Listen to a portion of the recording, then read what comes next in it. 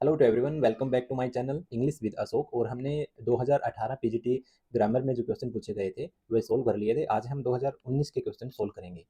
पहला क्वेश्चन है, which one of the following words has been used as a verb. इसमें पूछा गया था कि ये जो वर्ड है परफॉर्मेंसेज, परफॉर्मर्स, ये अंडरलाइन दिया गया है क्वेश्चन पेपर में कि इनमें से चार ऑप्शन दिए हैं, कौन सा वर्ड इनमें से कौन सा वर्ड एज ए वर्ब आया है। ठीक है, एज ए वर्ब हमें पहचानना है। हम सबसे पहले ऑप्शन को चेक करते हैं। द स्टेज परफॉर्मेंसेज कॉल्ड रासलीला। जो परफॉर्मेंसेज है ये होती है प्रस्तुतियाँ। प्रस्तुतियाँ, ठीक है, इनको रासलीला बोला जाता है। तो प्रस्तुतियाँ क्या होती है? ये है नाउन, नाउन होता है ये। कौन सा नाउन है? एब्स्ट्रैक्ट नाउन, ठीक है। तो ये वर्ब तो नहीं है, हमें वर्ब बताना है। The performers enacted Raslila on the stage. Raslila को स्टेज पर इनेक्ट करते हैं। इनेक्ट मतलब अभिनीत करते हैं या उसको दर्शाते हैं। कौन? The performers. तो ये भी क्या है? नाउन है। कौन सा नाउन है ये? कॉमन नाउन, ठीक है, ये भी कॉमन नाउन है, ये वर्ब नहीं है। अगला देखते हैं, each actor performed in a circular space on the stage in Raslila. Stage in the Raslila, circular space में क्या करते हैं? परफॉर्म करते हैं, ठीक है। तो यहाँ ई की सेंस आ रही है कि ये एज ए वर्ब आया है, ठीक है। अगर आप देख सकते हैं कि मतलब ईच एक्टर, ठीक है, प्रत्येक, और परफॉर्म्ड, यहाँ जो ये ईच एक्टर है इसके बाद में सब्जेक्ट है, ये सब्जेक्ट के बाद वर्ब की पास्ट फॉर्म आई है, ठीक है। तो यहाँ ये इसको पहचान लिया हमने, तो यही ऑप्शन हमारा करेक्ट हो जाएगा, ठीक है। तो वर्ब ही पूछा था इसमें, ठीक है। तो डी में क्या देखते हैं? द परफॉर्मिंग आर्टिस्ट है, ठीक है। आर्टिस्ट यहाँ क्या है? नाउन है। मूव्ड इन ए, ये क्या है? वर्ब है, लेकिन पूछा था परफॉर्मिंग, ठीक है। तो ये क्या है? ये है पार्टिसिपल। पार्टिसिपल क्या होता है? हमने देखा था पार्टिसिपल एज ए एडजेक्टिव काम करता है, ठीक है, एज ए एडजेक्टिव काम करता है। कब करता है? जब वर्ब के साथ आईएनजी का फॉर्म आए तो वो एडजेक्टिव का काम करता है। तो यहाँ ये भी एक मतलब क्या है? एक एडजेक्टिव है, वर्ब नहीं है। अब देखते हैं नेक्स्ट क्वेश्चन। हमारा अगला क्वेश्चन है, select the correct option that transform the sentence into indirect speech. Indirect speech में चेंज करना है किसको? ही सेड कांग्रेचुलेशन, इसको चेंज करना है। आइए हम देखते हैं, डी ऑप्शन देखते हैं। He is saying congratulation. देखो, सामान्य सा नियम है, जब भी हम रिपोर्टिंग वर्ब को देखें, अगर ये पास्ट में है, ठीक है, तो ये क्या हो जाता है? रिपोर्टेड स्पीच होती है, वो भी पास्ट में ही आएगा। यहाँ क्या दे रखा है? ही इज सेइंग, ये तो प्रेजेंट कंटिन्यूस टेंस है, ये तो गलत हो जाएगा, ठीक है। He exclaimed congratulation. एक्सक्लेम्ड कहाँ यूज होता है? एक्सक्लेमेशन का जो मतलब मतलब एक प्रकार से ये देख सकते हैं कि विद जॉय, ठीक है, या फिर दुख के साथ में, ठीक है, वहाँ एक्सक्लेमेशन का यूज होता है। ये एक हल्का फील दे रहा है यहाँ पे। ही एक्सक्लेम्ड कांग्रेचुलेशन, एक्चुअल में कांग्रेचुलेशन क्या है? इंटरजेक्ट है, इंटरजेक्ट है, एक प्रकार से इंटरजेक्शन है, ठीक है। तो यहाँ एक्सक्लेमेशन का तो यूज करेंगे ही नहीं, ठीक है, ये भी गलत हो जाएगा, ठीक है। अच्छा, he said to me congratulation. He said to me congratulation, अगर हम इसको ध्यान से देखें तो ही सेड, यहाँ तो ऑब्जेक्ट दिया ही नहीं था। अगर ऑब्जेक्ट यहाँ है तो ये जो ही सेड टू मी, इसके बाद में रिपोर्टिंग वर्ब के बाद में बिना प्रेपोजिशन और नाउन के हमने कांग्रेचुलेशन लिख दिया, ठीक है, तो ये भी गलत हो जाएगा। ही कांग्रेचुलेशन मी, ठीक है। अब ये बचता है, एक चीज़ ध्यान से देख लो, जब भी आपको ऐसे वर्ड दिखें जैसे थैंक यू, ठीक है, थैंक यू, या फिर वेलकम, ठीक है, या फिर इस तरह जैसे कांग्रेचुलेशन ही दिया गया है, ठीक है, जब भी ऐसे वर्ड दिखे इंटरजेक्शन के, तो आप ये सोच लेना जो ये क्रिया हो यही मुख्य क्रिया का रूप ले लेगा एक प्रकार से पास्ट में, ठीक है। जैसे कॉन्ग्रेचुलेशन वर्ड दिया गया है तो यही मुख्य क्रिया में बदल जाएगा पास्ट की, ठीक है। ही कॉन्ग्रेचुलेटेड मी, ठीक है। नेक्स्ट क्वेश्चन देखते हैं। Do you usually go out Saturday evenings. क्या तुम आमतौर पर सैटरडे इवनिंग्स को बाहर जाते हो? ये पूछे कहा है इसके अंदर। अब हमें इसमें प्रेपोजिशन यूज़ करना है। प्रेपोजिशन के लिए हमें एक बात पता होनी चाहिए कि जब भी स्पेसिफिक कोई भी दिन हो, स्पेसिफिक दिन हो, ठीक है, उसके लिए हमेशा ऑन का यूज़ करते हैं, ठीक है, स्पेसिफिक दिन के लिए। और यहाँ आप कंफ्यूज हो जाओगे क्योंकि जैसे कि इवनिंग दिया है, इवनिंग या मॉर्निंग, ठीक है, यहाँ इसके साथ में इन का यूज होता है, तो आप कंफ्यूज हो जाओगे कि यहाँ इन यूज करें या ऑन यूज करें। इससे पहले इसको मॉडिफाई किया कि सैटरडे इवनिंग की बात हो रही है, तो सैटरडे के लिए यहाँ पर दबाव है कि ऑन ही यूज करना पड़ेगा। विद इन का यूज कहाँ होता है? ये होता है किसी टाइम पीरियड के अंदर कोई चीज़ करनी हो, अंतराल में कोई काम करना हो, विद इन 1 आवर 2 आवर, ठीक, वहाँ विद इन यूज करते हैं।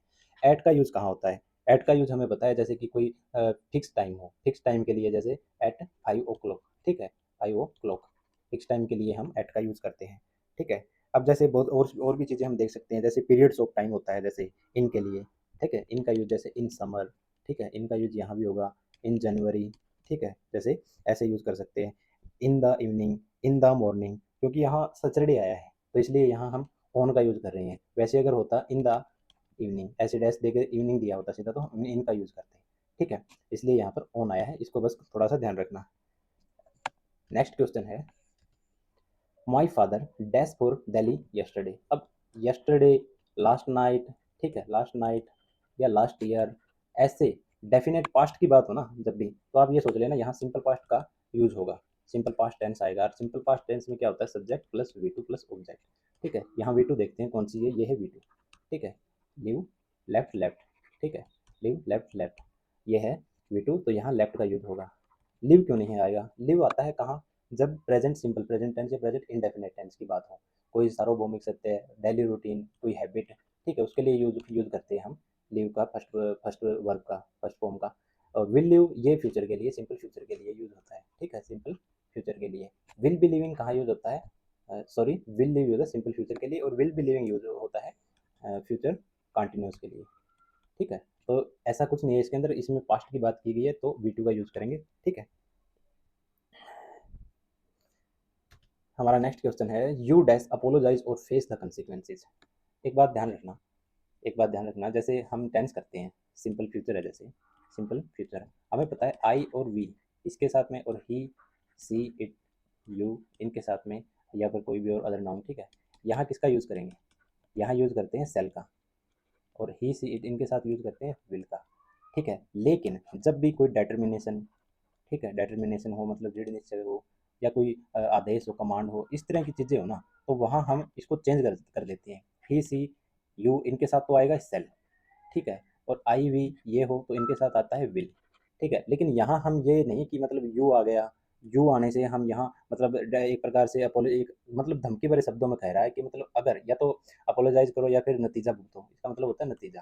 ठीक है, तो ये एक प्रकार से कमांड लगा, या मतलब सख्त सख्त से ओब्लिगेट लगा लो, ओब्लिगेशन है मतलब दबाव दे के कहा जा रहा है, तो इसका मतलब ये नहीं कि हम यहाँ मतलब सेल यूज करेंगे, नहीं, इसके लिए एक वर्ड और दिया गया है यहाँ, मस्ट।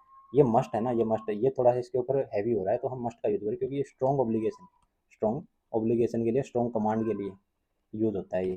ठीक है, तो मस्ट का यूज करेंगे यहाँ पर। शेल का मैंने आपको बता दिया, मे का पॉसिबिलिटी के लिए यूज होता है, कुड का होता है पास्ट के, पास्ट में कोई पॉसिबिलिटी हो उसके लिए। ठीक है, पास्ट की पॉसिबिलिटी के लिए, या फिर किसी अननोन पर्सन से हम कोई मतलब विनिम्र मतलब कोई निवेदन करते हैं, जैसे कुड यू प्लीज़, ठीक है, ऐसे कहते हैं कुड यू प्लीज़, तो इस तरह से हम कुड का यूज वहाँ भी कर सकते हैं, लेकिन यहाँ ऑप्शन क्या आएगा, मस्ट। ठीक है,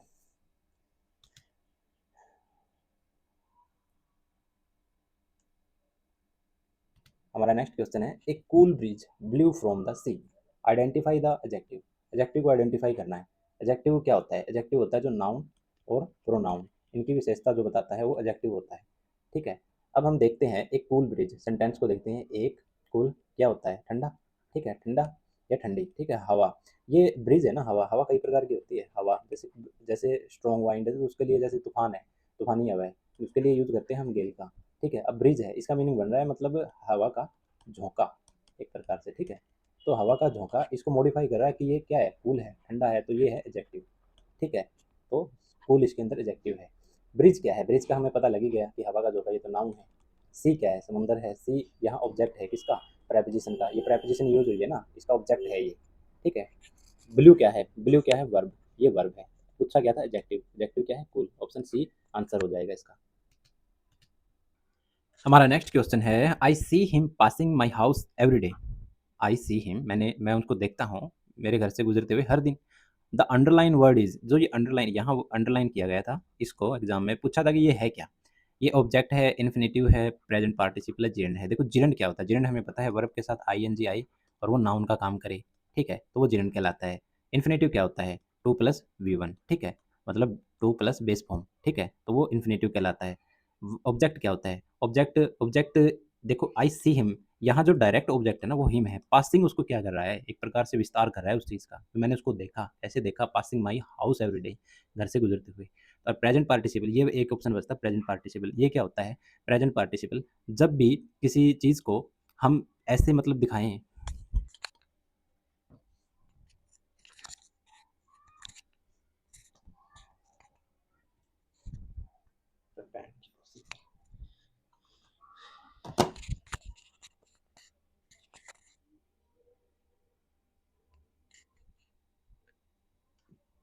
प्रेजेंट पार्टिसिपल क्या होता है, प्रेजेंट पार्टिसिपल या फिर ऑब्जेक्टिव कॉम्प्लीमेंट बोल सकते हैं इसको, जब हम किसी व्यक्ति को कोई काम करते हुए, चाहे वो काम अधूरा हो, ठीक है, या तो वो काम अधूरा है, या वो कंटिन्यूस है, या वो जारी है, ठीक है, वो करते हुए देखते हैं, तो इसको बोलते हैं verb of perception, verb of perception.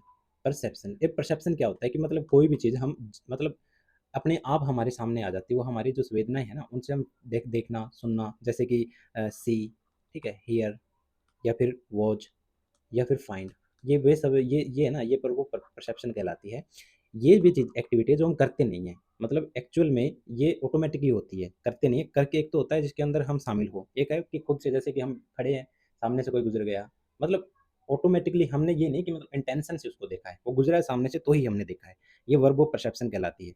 तो ठीक है, ऐसी वर्ब ऑफ परसेप्शन के साथ तो इनके बाद में जो ऑब्जेक्ट आता है ना, ठीक है, इनके साथ जो ऑब्जेक्ट आता है उसको हमेशा प्रेजेंट पार्टिसिपल बोला जाता है, प्रेजेंट पार्टिसिपल ही बोला जाता है। और पार्टिसिपल की हमने परिभाषा दे दी थी, क्या होता है पार्टिसिपल, वर्ब प्लस आईएनजी और वो क्या काम करे, एडजेक्टिव का, ठीक है।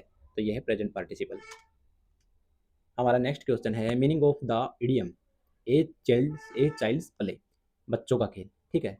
इसका पूछा है कि बच्चों का खेल, इसका क्या मीनिंग होता है, वेरी इजी टू डू, मतलब करने में बहुत आसान, ठीक है, यही होगा इसका। वेरी डिफिकल्ट टू डू, ये तो नहीं हो सकता।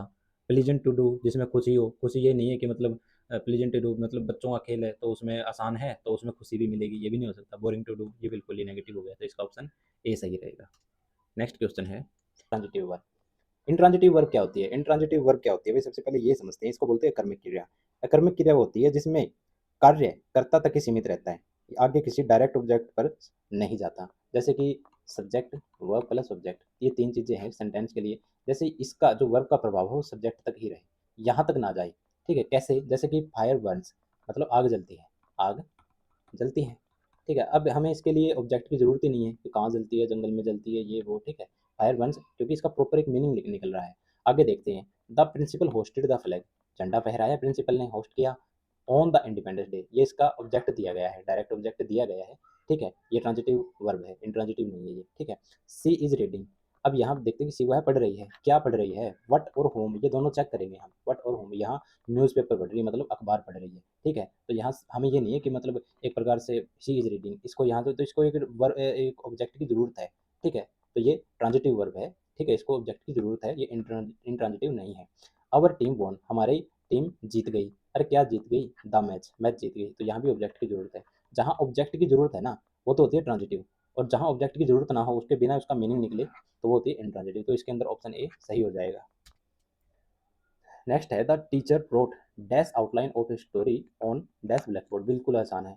आप इसकी प्रोनाउंसिएशन देखिए, आउटलाइन, और ये क्या है, ब्लैक बोर्ड। अब इसकी प्रोनाउंस इसको भी प्रोनाउंसिएशन से आप सोचोगे तो ये क्या, यहाँ क्या आएगा, आउटलाइन, ए की अवधान नहीं आ रही है, ए के साथ इसके साथ क्या यूज़ करेंगे, एन, ठीक है, एन इसमें दिया है, ठीक है। इसके बाद एक ही है ये, अगर यहाँ कन्फ्यूज़ किया होता आपको, तो यहाँ अगर दे दिया होता एन और ए, तो आप शायद इसको टिक करते, लेकिन जो ब्लैक बोर्ड है ना, ये पता है कि क्लास में चाहे टीचर हो चाहे स्टूडेंट्स हो, सबके लिए ब्लैक बोर्ड एक ही है, उससे वाकिफ है, स्पेसिफिक है ये, तो इसके लिए दा का यूज हुआ है डेफिनेट के लिए, ठीक है, ध्यान रखना। विच one of the following word is not a noun, इनमें से कौन सा नाउन नहीं है, ये पूछा है। एडवाइस, क्या है ये, एडवाइस क्या होता है, सलाह देना या सलाह, ठीक है। अब एक बात ध्यान रखना, जैसे एडवाइस, ऐसे बहुत सारे शब्द है एडवाइस, या एक शब्द है एडवाइस। अब इसमें से ये तो नाउन होता है और ये होता है वर्ब, इसका मीनिंग निकलेगा सलाह देना, और इसका मीनिंग होता है सलाह, ठीक है। इसका एक मतलब ये नाउन है और ये एक वर्ब है, इसको एक एक क्रिया के अंदर इसको देख सकते हैं, एक्टिविटी के अंदर, ठीक है। तो ये क्या है, एक नाउन, ठीक है। राइस, इसने पूछा कौन सा नहीं है, ठीक है, तो ये ध्यान रखना, ये नाउन है। राइस, चावल, चावल भी नाउन है, मटेरियल नाउन है जिसको मापा जाए, ठीक है, मटेरियल नाउन है, तो ये भी एक नाउन है। एडवाइस, सलाह, ये क्या है, एब्स्ट्रैक्ट नाउन है, वैसे अगर पूछ लिया जाए तो एब्स्ट्रैक्ट नाउन है, ठीक है। अच्छा, डिवाइस, डिवाइस क्या है, ये भी एक नाउन है, ठीक है। और नाइस, ये क्या है, मतलब इसको अगर हम कहें नाइस, अच्छा, पर्सन, इस व्यक्ति के लिए अगर यूज़ करें तो ये एडजेक्टिव है, ठीक है। तो ये नहीं है, इसका ऑप्शन डी हो जाएगा आंसर। ये कॉन्सोनेंट, वावल और फिर कॉन्सोनेंट दिया हो अगर रूट वर्ड में लास्ट में, तो इसके बाद जो लास्ट लेटर होता है ना वो डबल हो जाता है, बस ये याद रखना। अब इसमें बिगिनिंग हमें पता है, लेकिन इसमें यहाँ कन्फ्यूजन है, अब यहाँ देख लेंगे, ये बिगिन है, इसमें सिंगल एन है, ये नहीं है। बिगिन, एक एन डबल हो गया, आई एन जी, ये करेक्ट है। बिगिन, इसमें यहाँ पर ई आएगा, ठीक है, यहाँ डबल ई कर, ये दोनों गलत है, तो ये सही हो जाएगा, ध्यान रखना। अगला क्वेश्चन है reading improves your knowledge, identify the gerund, इसमें जिरन हमें बताना है, ठीक है। जिरन क्या होता है, वर्ब के साथ जो बेस है वर्ब, उसके साथ आईएनजी लगती है तो वो जिरन बनता है। क्या होता है ये नाउन का काम करने लग जाती है वर्ब, ठीक है, यही होता है। रीड, आईएनजी, रीडिंग, यही हो जाएगा इसके अंदर करेक्ट। योर क्या होता है तुम्हारा, ये पोजेसिव एडजेक्टिव, पोजेसिव एडजेक्टिव, ठीक है। इम्प्रूव्स, ये क्या है, इम्प्रूव करना, सुधार करना। ये है वर्ब, ठीक है। नॉलेज ये क्या है, ज्ञान, ये एक नाउन है, ठीक है। Passive voice of the Bhagavad Gita presents a balanced philosophy of life. मतलब जो भगवत गीता है वो प्रेजेंट करती है क्या, एक संतुलित दर्शन जीवन का। एक प्रकार से ये लाइन है ना, इसको हम मतलब सत्य मान सकते हैं, ठीक है, या फिर यूनिवर्सल ट्रूथ में, ठीक है। अगर हम ध्यान से देखें, पहला ऑप्शन देखते हैं, ए बैलेंस्ड फिलोसफी। अब पैसिव में चेंज करते हैं ना, जब भी ऑब्जेक्ट होता है ना वो सब्जेक्ट का काम करने लग जाता है। तो ये शुरुआत होगी a balanced philosophy of life से। A balanced philosophy of life is presented by the Bhagavad Gita. यहाँ क्या है, वर्ब क्या है, वर्ब के साथ एस लगा है, मतलब भगवत गीता एक सिंगुलर सब्जेक्ट है, तो इसके साथ प्रेजेंट जो वर्ब होती है वो अपनी बेसिक फॉर्म में प्लूरल का काम करती है, यहाँ एस लगा के सिंगुलर बना है।